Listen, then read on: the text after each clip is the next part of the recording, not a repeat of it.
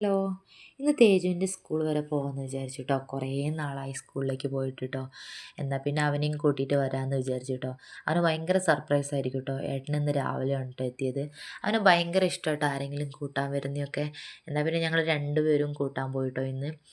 അങ്ങനെ സ്കൂളിലെത്തി കേട്ടോ. തേജുവിൻ്റെ സ്കൂളാണ് കേട്ടോ അത്.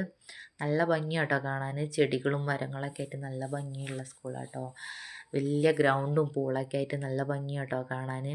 എന്നാൽ പിന്നെ സ്കൂളിലേക്ക് വന്നതല്ലേ, എന്നാൽ പിന്നെ ഫീയും കൂടി അടച്ചേക്കാമെന്ന് വിചാരിച്ച് നേരെ ഓഫീസിലേക്കൊക്കെ പോയി.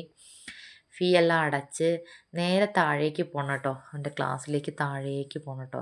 അങ്ങനെ ഞങ്ങൾ രണ്ടുപേരും താഴേക്ക് നടന്ന് പോയി കേട്ടോ. സ്കൂളിൽ വിടാൻ ഇനിയും ടൈമുണ്ട് കേട്ടോ. അങ്ങനെ നേരെ ഞങ്ങൾ താഴെ എത്തിയിട്ടോ. അപ്പോൾ കുട്ടികളെല്ലാം ഓടി വരുന്നുണ്ട് കേട്ടോ. ഞങ്ങളിങ്ങനെ അവനെ ഭയങ്കര വെയിറ്റിങ്ങിലാട്ടോ. അവൻ എന്നെ കണ്ടപ്പോൾ പെട്ടെന്ന് ഷോക്കായിട്ടോ. എൻ്റെ മുഖത്തേക്ക് നോക്കുകയാണ് കേട്ടോ.